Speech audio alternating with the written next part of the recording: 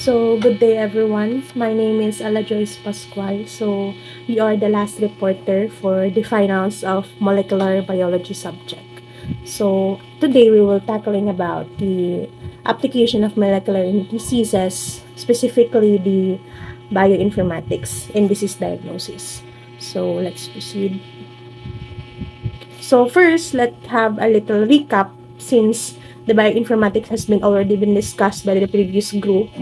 And so let's proceed. So bioinformatics is a subdiscipline of biology, and it is a computer science concerned with the acquisition of the storage, analysis, and the dissemination of the biological data. So most often, bioinformatics, nandyan yung DNA sequencing, yung amino acid sequencing, and many more.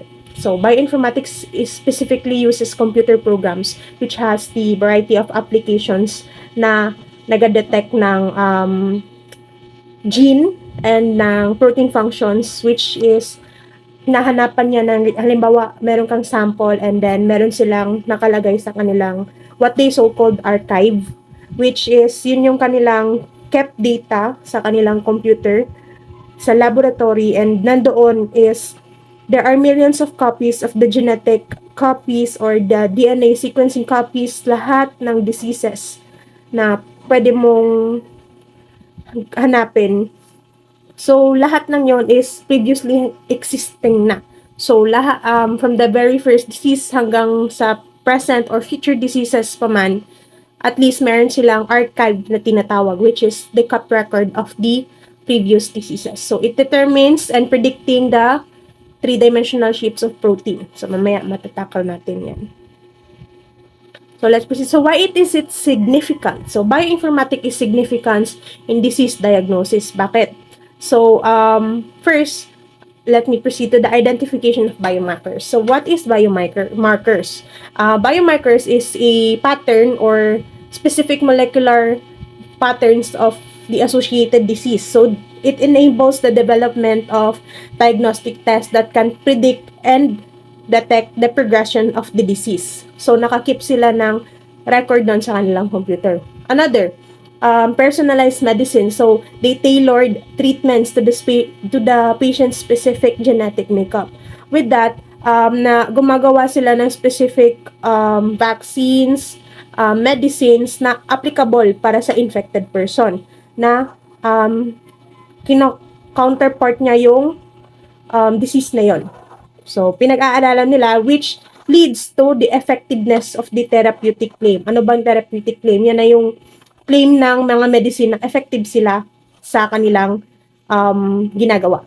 So, another, drug discovery. So, bioinformatics is also significant in drug discovery because it predicts the interaction with biological targets. So, meron silang large data sets or database ng mga records ng compounds na maaaring mag-make up ng another drug, or let's say para na rin siyang vaccine na rin na yun nga kasi may genetic markup na sila meron na silang record. So another, epidemiological studies. So they monitor the emergence of new strains. So it enables the analysis of the genomic data from pathogens such as viruses and bacteria. It allows the researchers to spread the disease and monitor emergence to new strains. So they also informs the public for the statistical status of the disease. Yan na yung nakikita nating mga statistical status ng, let's say, if matatandaan nyo, yung laman ng mga balita during the COVID pandemic. And meron silang mga, let's say, halimbawa sa Philippines, ang infected persons is nakumabot na siya. Out of 4 million, merong 50% infected. So, ganun. Diyan nila nakukuha sa bioinformatics yung record na yon. And then, data analysis. So, sa data analysis, it is the efficient analysis of large amount of biological data. So, kung pinaghalo-halo mo yun silang lahat, it all leads to disease diagnosis. So, it extract meaningful information from biological data. So, that is why bioinformatics is so significant in today's medicinal generation. So, okay, let's proceed. So, let me present to you an example of a relationship of molecular molecular biology laboratory, specifically the bioinformatics, to a certain disease, which is the example is the COVID-19 diagnosis. So COVID-19 is also known as 2019 nCoV or SARS-CoV-2. So let me give you a little background for COVID-19. So the outbreak of what later became as COVID-19 began in Wuhan, China in the late December of 2019. Then nagka-pandemic tayo officially noong March of 2020 na. So, initially, yung case ng COVID-19, it has presented as viral pneumonia with unknown cause. Bakit siya naging viral pneumonia? Because the symptoms of COVID-19 resembles the symptoms of a pneumonia. So that is why it is presented as a case of viral pneumonia.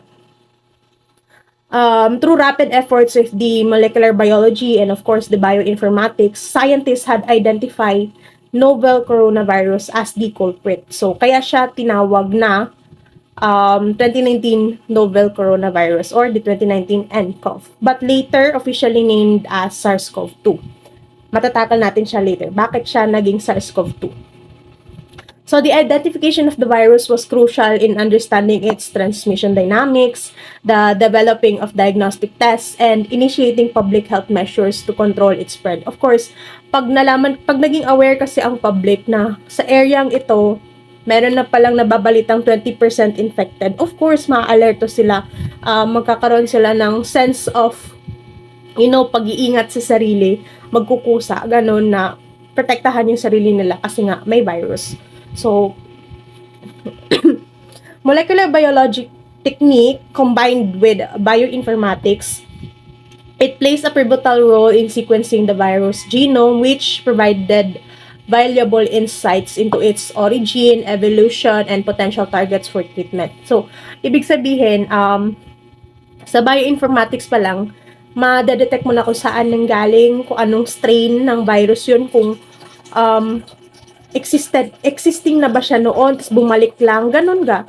Then, additionally, bioinformatic tools has been essential in tracking the spread of the virus. So, as I've said, they kept record of it.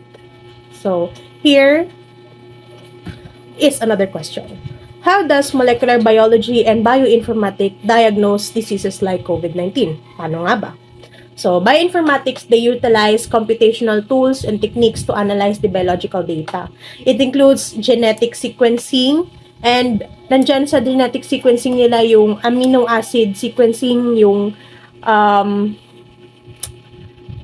DNA sequencing yan, nandyan yan. And in the case of COVID-19, no, bioinformatics analyze the genetic makeup of the virus. So, yung kabuuan ng virus pinag-aaralan nila, and they identifies mutation and then develop the diagnostic test such as yun nga yung PCR assay natin or yung polymerase chain reaction.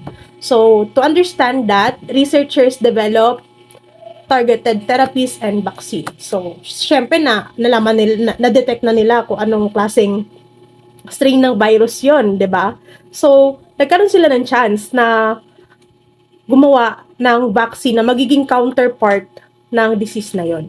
So dito tinatawag nating next generation sequencing or yung NGS. So it enables comprehensive genomic analysis of the SARS-CoV-2. It includes whole genome sequencing, kabuuan ng virus, and the characterization of the viral variants. So NGS is used for, ayun, again, epidemiological surveillance, monitoring the evolution and detect nila yung genetic changes and yung impact ng transmissions and of course the effectiveness of the vaccine. So next, this is the example of a bioinformatic records kung anong meron sila. Let me explain. So, wait lang.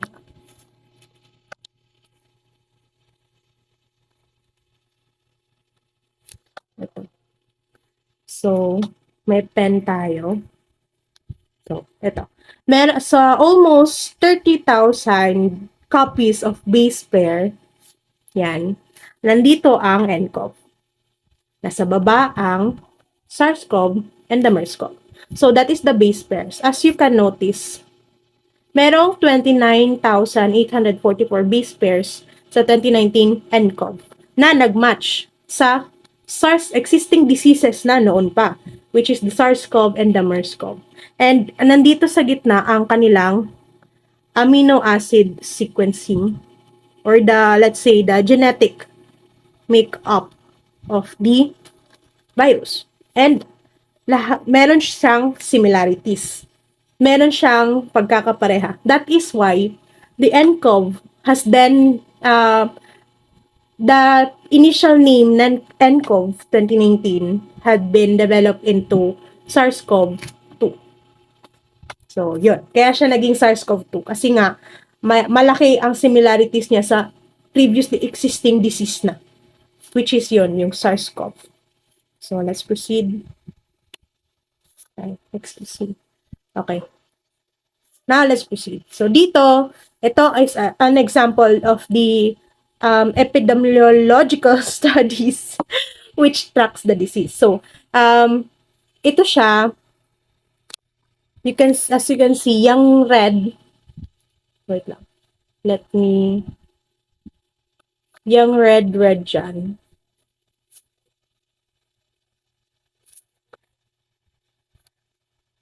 ito, di ba nakalagay dyan SARS-CoV? So, yung red na dyan, yan ang record nila ng SARS-CoV through the years.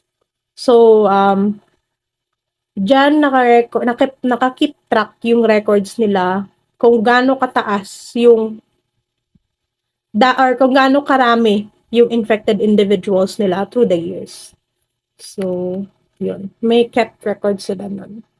And then, here is another in the pen. So, ito. SARS-CoV, which is infecting humans, nCoV infecting humans, MERS-CoV infecting humans, and then the human coronavirus disease infecting human. So, tinatawag siyang sarbecovirus or yung nCoV. And then, nung naging human coronavirus na siya, mBevovirus na siya, kung tawagin.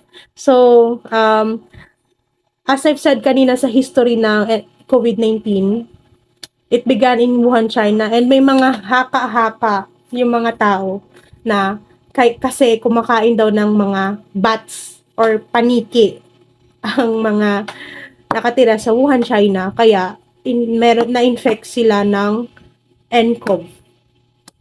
So, I don't know if it's true, but yeah, example lang, ano lang yun, share. Okay, next. Here is another record. So, this data set here, as you can see in the screen, nakita na natin to sa givesit natin last time sa Davao na the Philippine Genome Center in Mindanao, in Davao City. Nakita na natin yung ganitong klaseng setup. And ito yung record nila ng sequencing nila from another perspective naman. Hindi na siya yung kanina na parang mga letters. Ito naman siya, parang nakakip track na lang siya ng naka-color coding na genetic markup niya po. So, marami dyan ang nag-match from SARS-CoV into nCoV. Next. So, ito na. Genetic codes niya na. Ito na yung malapitan nung kaninang color coding na sinasabi ko. Ito na yung malapitan niya. As you can see dito sa naka-box na yan. From SARS-CoV, MERS-CoV, SARS-CoV version 1, andito na naman tayo sa nCoV. Meron silang lahat similarity sa kanilang genetic codes. Kung sa DNA ng mga person yung AT pati CG, 'di ba, may mga matchy yung thymine para siya kay adenine, si cytosine para siya kay guanine. Dito, meron ding genetic markup ang virus. So, meron silang pagkakapareha. Okay, next. So this is another visualization of the genetic markup of COVID-19. So this is sa PCR na ito siya. And as you can notice here, 'di ba tatlong disease 'yan kasi nga 'di ba SARS-CoV, nCoV, MERS-CoV. So the disease in question is nCoV. Saan sila may pagkakaparehang tatlo? Dito sa may babang part ng region. Ito, yung external subdomain and the core subdomain of the viral or the genome or what they call it viral sequencing nila. Merong pagkakapareha. So that is the result of the PCR. So other than bioinformatics, there are more methods to diagnose COVID-19. So ito ang pinaka-importante sa lahat, the PCR or the polymerase chain reaction. So this detect the presence of the viral genetic materials RNA in the respiratory samples, which is yung swab test or yung nasopharyngeal throat swab.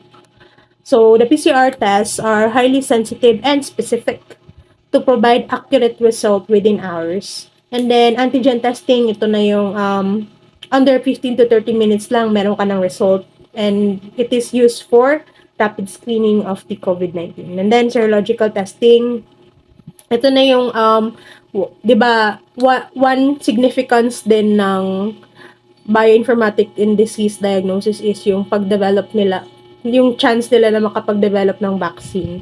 So, serological testing, once you are vaccinated of the COVID-19 vaccine, nakaka-create ka ng antibody against the disease.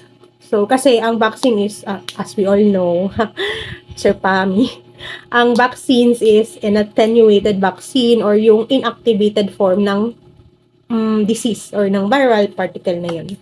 So, kapag nabaksinan ka na yun, ita-titer ka, then kung madedetect doon na may present ka ng antibodies, that's good. And then, once na bumalik yung ganong klaseng virus, since it is airborne, no, hindi ka agad-agad na may infect because you are vaccinated. Meron ka ng panlaban agad. Hindi ka na infected ka man dati or ngayon, at least vaccinated ka. So here is the real-time polymerase chain reaction or RT-PCR. It is the gold standard test for COVID-19. So let's proceed. Why is it important? No, RT-PCR is rapid. It is portable. It is automatic. It maintains battery operated. This is the main advantage of them is the room temperature stable RT-PCR reagents. So hindi sensitive masyado yung mga reagents nito. So it is kept in room temperature, stable. So RT-PCR from the swab, dadalin mo lang siya sa laboratory, then may extract mo yung RNA ng, or dito mo siya ilalagay sa chamber na ito, and then proceed ka na sa PCR or yung main detection mo ng markup ng disease ng virus na yun. And in less than 1 hour or more, meron ka ng result. So here is the process of RT-PCR.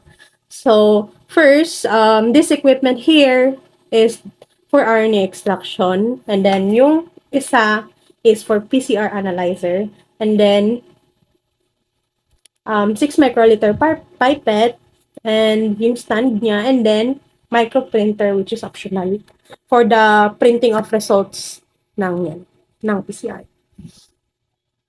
Kasi pwede mo naman tignan lang directly sa monitor, pero pwede namang mag-print ka na lang din for physical copy. And then, here is the 1.5 ml of viral transport medium or VTM, which is, dyan mo ilalagay yung sample na na-obtain mo from the patient. Next, here is the 2.5 ml of lysis buffer, which is, dyan mo ilalagay yung obtained sample mo. Dyan mo siya ilalagay. Wait lang. Let's proceed na lang. And then here is the chip-based real-time PCR test. So, yun siyang chip na pwede mong lagyan, patakan nung sample mo. So, let's proceed. Isa-isahin natin. So, ito yung equipment natin na gagamitin. So, i-connect mo yung new reagent pack to the TruePep Auto V2 device. Yan yung pangalan ng device na yan. So, it is a universal cartridge-based sample prep kit for for PCR. So, one reagent pack nun, sufficient na siya to conduct 50 extraction. Kasi nga, di ba, yung first machine na gagamitin mo dito is for RNA extraction. Bakit nga ba? Kasi, recap lang tayo. So, bakit nga ba kailangan ng RNA extraction? Kasi nga po, RNA extraction, it breaks up the viral particles and isolates the RNA only, the RNA copy only of the virus particle. And then, dito, bago ka kasi makagagawa ng more copies nun, kailangan yung RNA mo, mako-convert mo siya into complementary DNA or cDNA, which is necessary siya sa PCR because PCR, tandaan, PCR only amplifies DNA, not RNA. So, yun, let's proceed.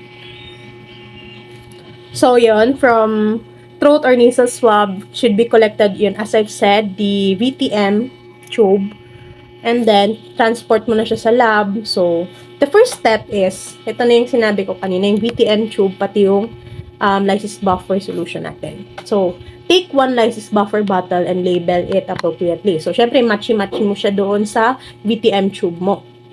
And then, kunin mo yung nilalaman ng VTM tube mo, which is yung sample mo, 0.5 ml only. And then, ipapatak mo siya doon sa lysis buffer mo. And then, mix. Mix siya. And then, after mo siya ma-mix, make sure mo na ma-mix mo na siya, transfer mo yung 3 ml of the lysis buffer with your sample doon sa chamber, which is ito yung chamber natin. Diyan, specifically mo ilalagay. Now, to do the RNA extraction, dapat gawin mo muna yon, yung from VTM tube to lysis buffer to chamber. So, the sample is now ready to be RNA extracted. So, this device, i-on mo yung power button niya. Pag nag-on yung LED ng red, okay na yon. And then, next step mo is i-click the eject button, which is, i-open niya yung cartridge niya sa cartridge holder niya sa baba. Para siyang drawer ba? Okay. Yun. And then, yun. So, na-open na yung drawer na yun. Doon mo na ilalagay yung cartridge mo or yung chamber mo. RNA extraction chamber. Dyan, lalagay mo na yan. And then, press play. So, with the extraction will only takes about 20 minutes. And then, after that, the device will automatically eject the cartridge. So, automatically, pag natapos na siya, bubukas lang yung parang drawer niya. After that, lahat ng RNA na present, wait lang, lahat ng RNA na present dito, napunta na siya sa eluted chamber. So, 100 to 150 microliter of elute containing purified DNA will be collected on the eluted chamber of the cartridge. So, your RNA na lang yan. Kasi nga, di ba, RNA extraction siya. So, dyan napunta yung RNA from that sample. So, next.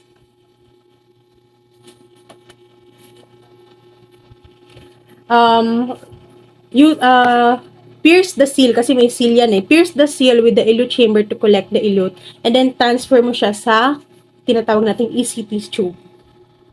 So, na-obtain mo na yon. Ngayon, proceed na tayo sa PCR analyzer natin. So, this is the machine of the MOL Biolab PCR analyzer. Battery operated po yan siya. Maliit lang, pero okay na. So, to use this, on mo yung machine, select a bay, and choose targeted profile from the test menu. As I've said, ang PCR machine po natin, meron silang records of records of copies of DNA sequencing, genetic sequencing, or so on and so forth. So, yun, pipili ka dyan. Since this is about COVID-19, so dapat piliin mo is yung option na beta code for COVID-19 test. So, after that, input the patient information na, and then, click mo na yung option ng okay dyan, and then, yun na. After mo maklik yun, the chip tray will automatically eject and the machine will prompt to load the sample. So, yung sinabi ko kanina sa start natin, yung chip, real-time PCR chip, eto na yan siya. Yan, yung kulay green na yan. So, yung 1 pouch of the TrueNAT chip-based micro-PCR test. So, yan na yun siya. Parang maliit lang talaga. And then, proceed. Lalagay mo siya doon sa parang drawer na maliit. Na automatically nag-open siya once natapos mo i-input yung patient information. So, ngayon, dito mo na magagamit yung 6 microliter ng pipette mo. So, micropipette pala. So, kailangan mo ng master mix tube, and then magta-transfer ka ng 6 microliter of the eluted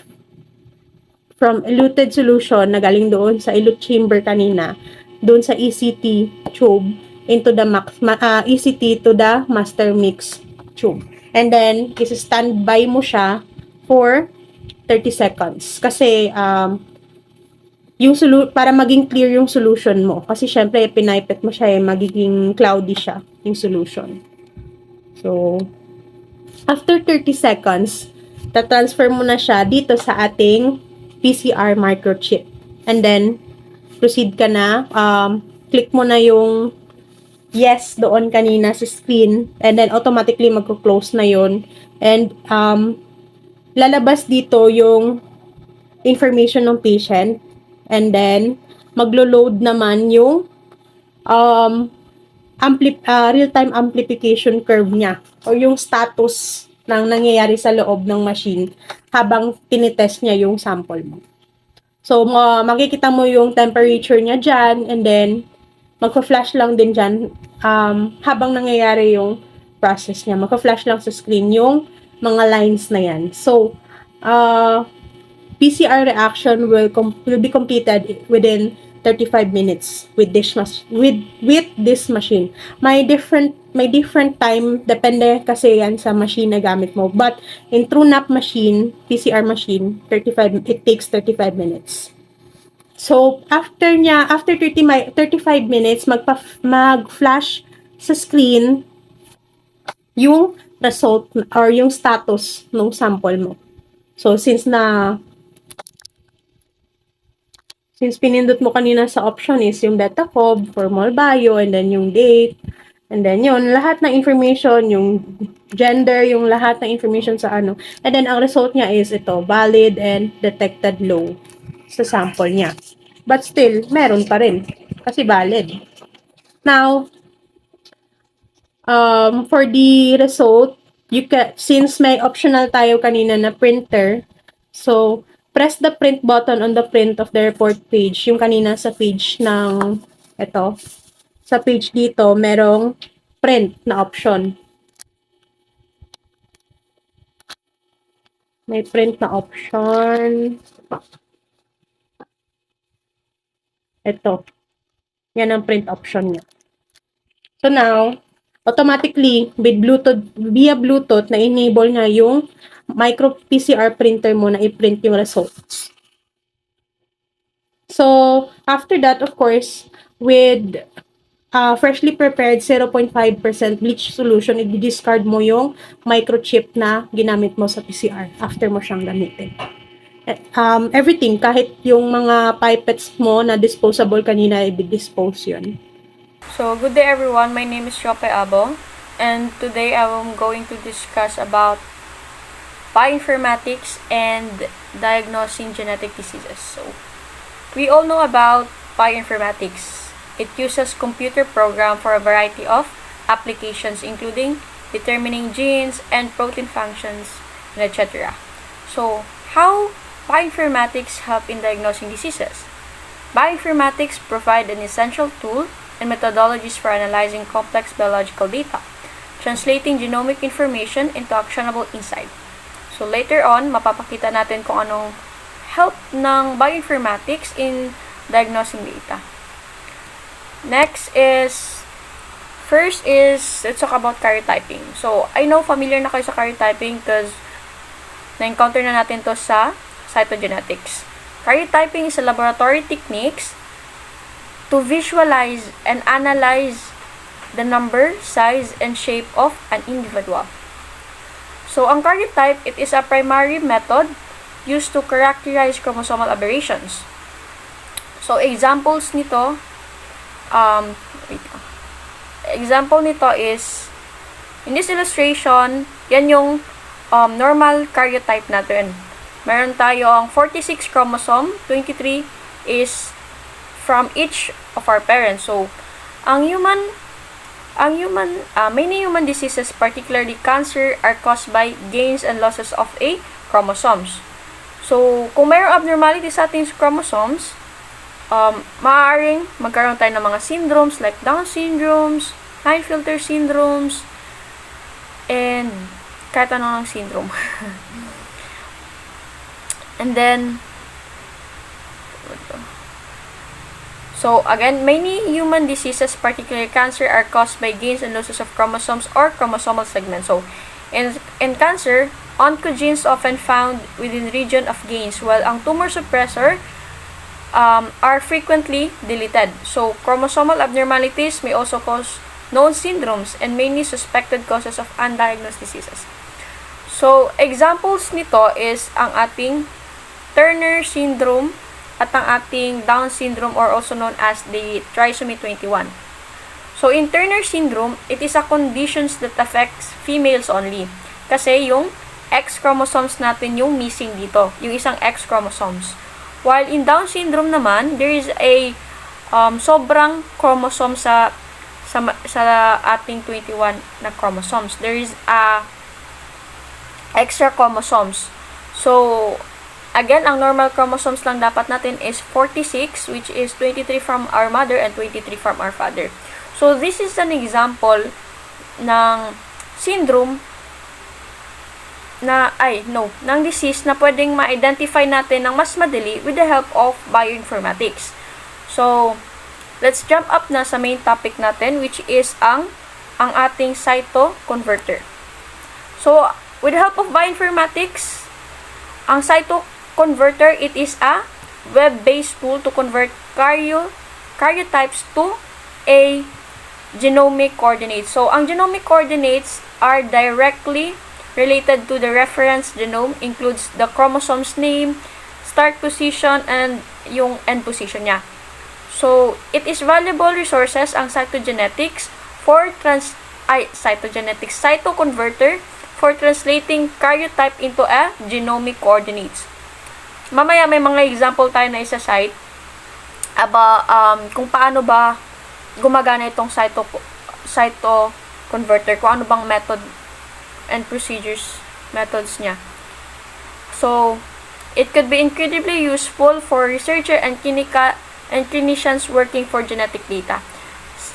Cytoconverter takes an input, either a single karyotype or a file consisting of multiple karyotypes from several individuals. So, all net chromosome gains and losses implied by the karyotypes are returned in standard genomic coordinates along with the numbers of cell harboring each aberration included in the input. So, cytoconverter also returns graphic output detailing areas and gain and losses. So, ang cytoconverter kasi, it shows a graphic or a visual image na ipapakita niya kung anong mayroong aberrations or complications doon sa, kung anong mayroong gain and losses doon sa chromosomes na yon.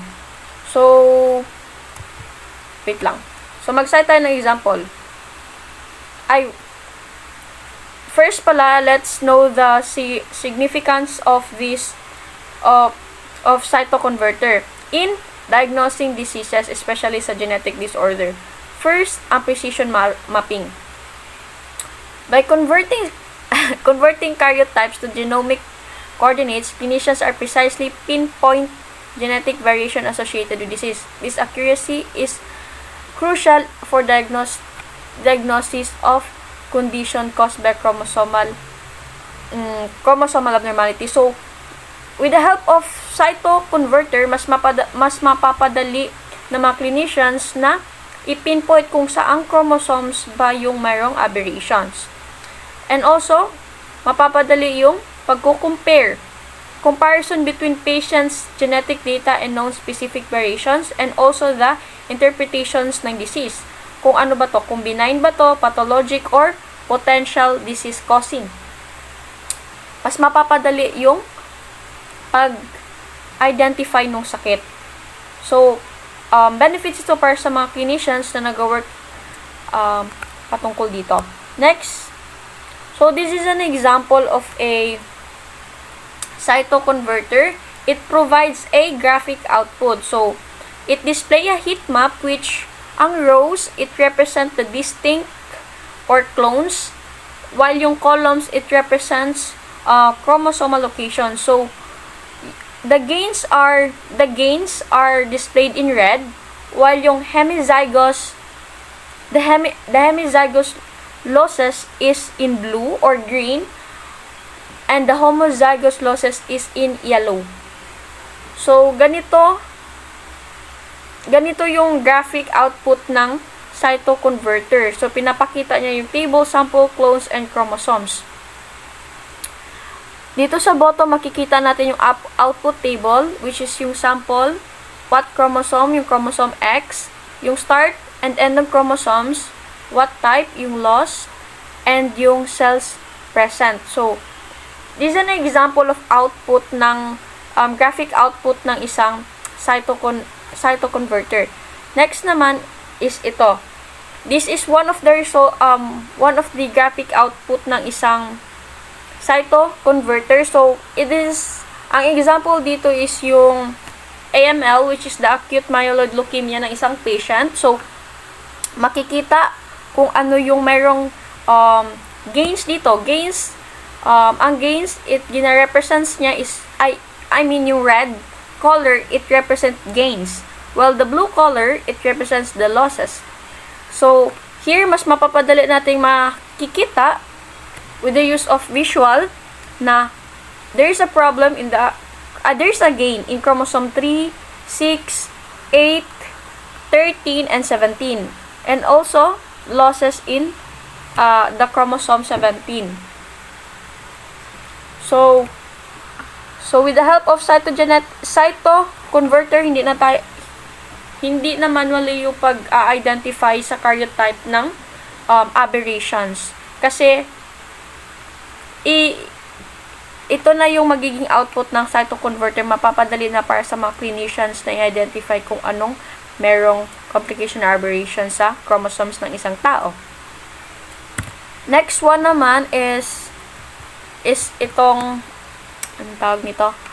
This is an example of a multiple karyotype. So, this is a karyotype ng 943 pediatric patients. So, as you can see, here in a chromosome 8, maraming recurrent duplications ng chromosome. So, the cytoconverter, pinapakita niya agad yung maaaring aberrations. Kung anong meron dito sa 943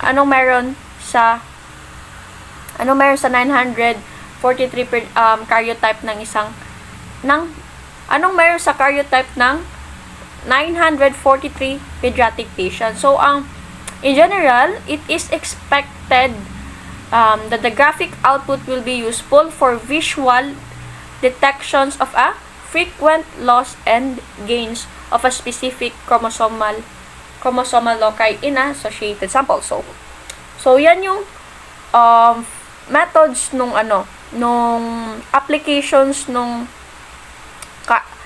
cytoconverter. So, with the help of bioinformatics, mas papapadali nating ma-diagnose yung sakit ng isang tao. So, good day everyone. I am Angela E. Cahayon, and this is the continuation of the report of Miss Pascual and Miss Abo. So, my report is all about applications of molecular in forensic. So, what is forensic biology? So, forensic biology is the applications of genetics, cell and molecular biology, and chemistry to link a person, whether suspect or victim, to a place, an object, or another person. So, for forensic biology, in simple words, analyzes evidence from a wide range of cases, including property crimes, as well as violent crimes, such as sexual assaults, homicides, and robbery.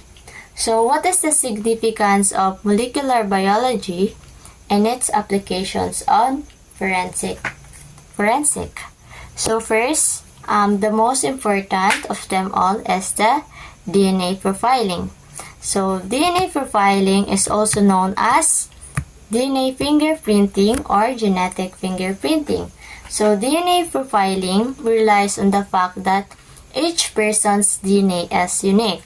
So, when you say DNA is unique, meaning each individual has their own DNA. Hindi tayo pare-parehas ng DNA unless we have an identical twins. So, that's an exception, yung identical twins. So, specific regions of the DNA, known as short tandem repeats, are targeted and analyzed to create a DNA profile. So, short tandem repeats is ito na yung short sequence of our nucleotides. So, typically, 2 to 6 base pair ito siya. So, recap lang, our nucleotides or STR, ito yung ating adenine na pair with thymine and yung guanine pair with cytosine. So, DNA profiling is the process of determining an individual's DNA characteristic. So, DNA analysis intended to identify a species rather than an individual is called DNA barcoding. DNA profiling is a forensic technique in criminal investigation comparing criminal suspect profiles to DNA evidence is so as to assess the likelihood of their involvement in the crime. So, the process of DNA profiling is first, we need to collect a sample. So, later, i-discuss po kung ano yung mga sample na possible na pwede nating makollect. So, ayaw naman po nating mag-spoil. So, later na lang po siya. Then, after po makollect ng ating sample is we will do DNA amplification. So, under DNA amplification is PCR or also known as polymerase chain reaction in which we multiply the amount of DNA. So, para dumami po ito siya. So, after this, the specific regions such as short tandem repeats are analyzed, then the pattern of repeats at different locations on the DNA forms a unique profile for each individual. And this is what we call DNA profile. So, yung DNA profile po, yun na po yung DNA ng bawat isa. So, later on, yung process po ng DNA profiling is mas madidiscuss pa po siya ng broad. Yun po. Then, under DNA profiling are forensic DNA analysis, establishing DNA, forensic genealogy, and biological evidence analysis. So, forensic DNA analysis, it involves using DNA evidence collected from crime scene to help solve criminal investigations. So, yung mga DNA evidence po is, yung mga DNA evidence po na to is possible, ito po yung magiging sample na ating mga i-collect. So, it includes techniques like DNA extraction, amplification such as PCR, yung sinabi ko po kanina, and analysis such as DNA sequencing. So, na-discuss na to ng mga past reporters. Or fragment analysis to identify individuals or determine other biological characteristics. So, after forensic DNA analysis, we have establishing DNA. So, molecular biology helps in identifying individuals by comparing DNA profiles. So, later on, meron pong example na i-explain itong pagko-compare ng DNA profiles from crime scene evidence with those of potential suspect or missing persons. So, this is also important in identifying victims of crimes, disasters, or accidents when traditional identifications methods are not possible. Next, forensic genealogy. So, in forensic genealogy, it is a specialized area of forensic DNA analysis that uses genetic genealogy databases and techniques to identify suspects or victims by tracing their family tree. So, gagamit tayo dito ng family tree. So, aware naman tayo kung ano yung family trees. Through DNA matches. So, it has been particularly instrumental in solving cold cases and identify remains. So, yung mga namatay na po. And lastly, we have biological evidence analysis. So, DNA profiling is used to analyze biological evidence found at crime scenes, such as blood, semen, hair, or saliva. So, ito yung mga sample. To link suspect to the evidence or identify the origin of the sample. So, to sum it all, yung mga nabanggit ko po those are the significance or pwede rin siyang applications that falls under forensic DNA profiling, which encompasses various techniques and methods used in forensic investigation to establish identity, relationship, and connections in criminal cases. So, to explain furthermore, DNA profiling and its applications and to give an example, let's have Miss Pramil.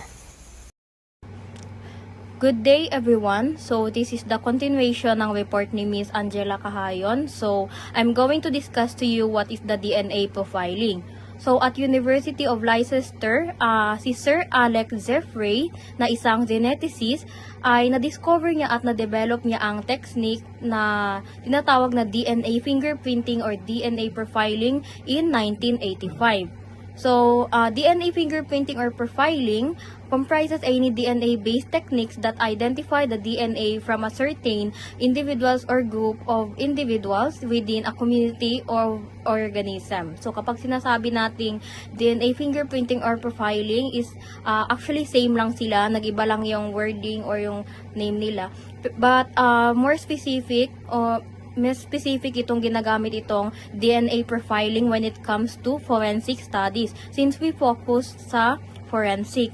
So, DNA profiling is a forensic technique in criminal investigation comparing criminal suspect profile to DNA evidence so as to assess the likelihood of their involvement in the crime. So, mas specific na ginagamit itong DNA profiling when it comes to forensic study compared sa DNA fingerprinting. Kasi pag sinasabi nating DNA fingerprinting, parang nasa isip natin is nag-focus lang sa fingerprint kasi 'di ba DNA fingerprinting. So, mas specific itong ginagamit itong DNA profilings in terms of forensic studies.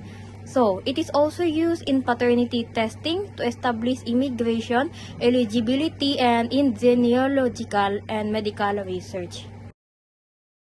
So, where do we get DNA? So, saan ba natin makukuha ang mga DNA samples? So, maaari nating makukuha sa blood, sa saliva, sa bone, our hair follicle, pwede rin sa semen, and the tooth, and the buccal swab that can help in para malaman kung kanino galing yung samples na yon. And of course, since about sa forensics or forensic science, forensic science is actually use a scientific method to investigate crime or mag-investiga sila sa mga crime, examine evidences or proof that might presented in the court of law or criminal law.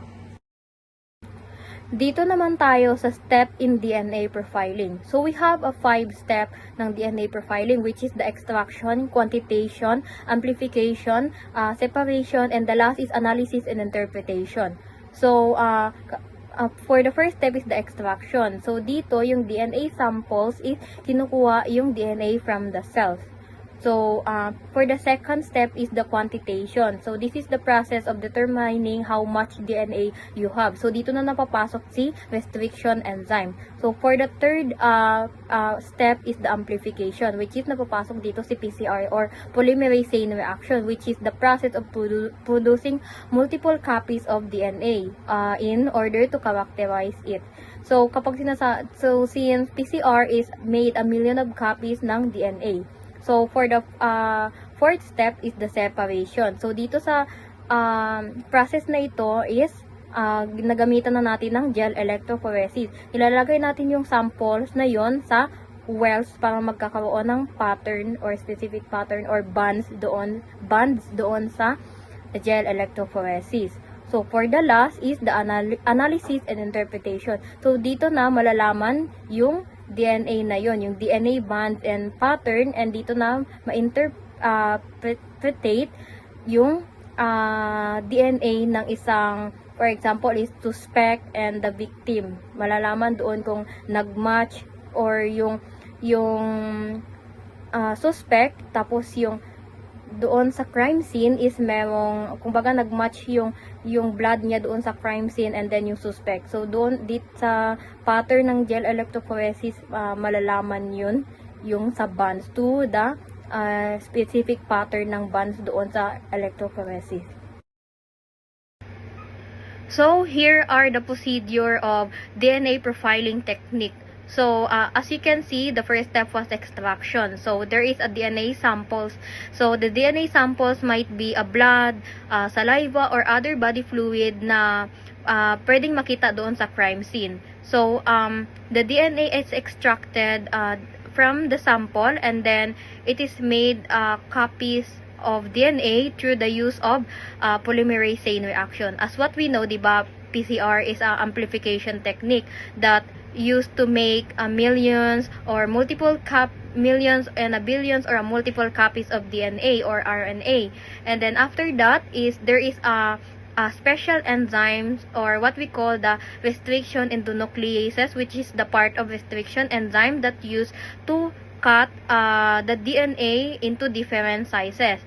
And then after that, the DNA samples is put in the wells of electrophoresis or in the special gel or what we call the agarose gels in the process of gel electrophoresis, in which the DNA fragments is separated by size or by molecular size. So as what we know, diba, gel electrophoresis is a technique or a method that we use na to separate the DNA or RNA protein by molecular size. And then, after niya ma-separate ang DNA fragment by its size, the pattern is transferred to a nylon sheet in southern blotting. So, nakikita niyo dito sa fourth step is the transfer to a membrane. So, in the use of southern blotting technique. So, napapasok si southern blotting technique dito. So, as what we know, diba, southern blotting is combine the transfer of electrophoresis, separated DNA fragment of filter membrane. So, sa process na to, ito yung tinatawag na blotting process. And finally, the lines that produced by the DNA sample from different people are compared.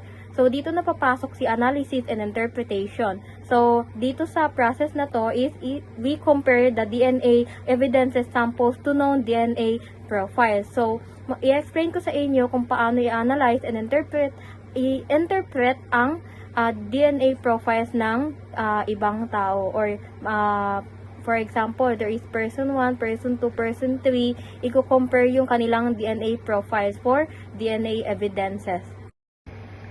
So, here are the examples. So, there is a crime scene, the suspect 1, suspect 2, or suspect 3. For the crime scene, let's say this is the blood of the suspect.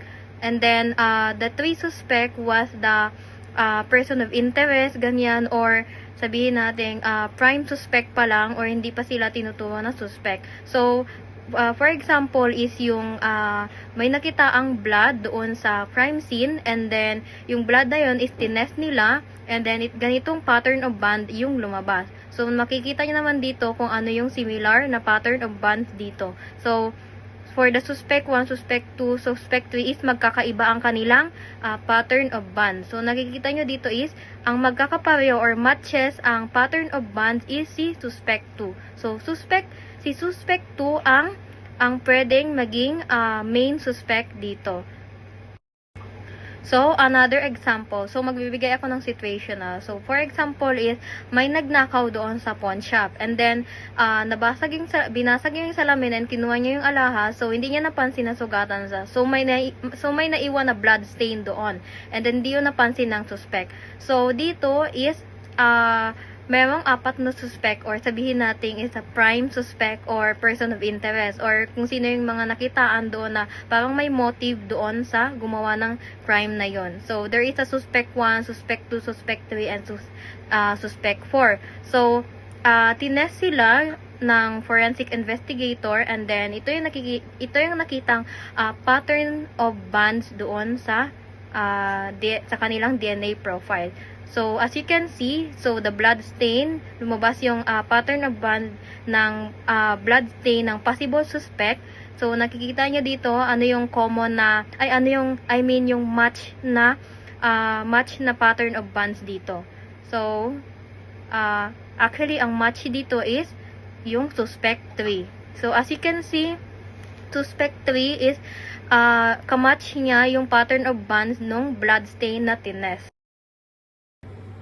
So, for the last example is, may nakita tayo ditong evidence. So, it indicates the letter A. So, dito sa evidence na to is, dito makikita yung samples or DNA samples na nakuha doon sa suspect na possibly or kumbaga siya yung main suspect doon sa nangyari. And then, there is a 3 suspect. Suspect 1, suspect 2, or suspect 3. So, isa sa kanila dito ay ang main suspect. And then, yung dalawa sa kanila is a person of interest lang. So, actually, yung 3 suspect na to is, pwede sila yung na-link doon sa namatay or doon sa victims. For example, is a murder case. There is a murder case, and then yung isa sa suspect dito is pinatay nila yung victim, and then napag-alaman ng isang forensic investigator is nanlaban yung victims, and then may nakuha sa na hair strand ng suspect, and then the blood, pwedeng nasugatan niya yung suspect doon, and then pwede niya nasang bunutan yung suspect doon. So, dapat when it comes to hair naman, nasa evidence, dapat hair follicles ha, nakuha pati yung puno ng hair, hindi lang yung cut na hair, dapat yung pluck siya, kay parang may puno siya, parang ganon. And then, after nun is, itetest sila, since forensic science investigator is use some scientific method to in order to investigate evidences, ayun. So, after nun, is tinest na sila yung 3 suspect na yon na posibilidad na pwedeng malilink doon sa victims na yon. And then, tinest ang kanilang DNA profile. So, ito yung lumabas. So, nakita nyo naman na there is a various different pattern of bands dito. So, for the evidence, sa 3 suspect na to, ang nagmatch dito na pattern of bands is a suspect 2. So, si suspect 2 ang magka-match ang kanilang patterns of bands. Kasi, which means, siya yung main suspect sa pagkapatay doon sa victims. Or, hindi lang suspect, pwede din siya yung main suspect talaga. May posibilidad na siya ang main suspect kasi sa kanya yung sample na nakuha doon and evidences doon. So, that's all. And thank you for listening.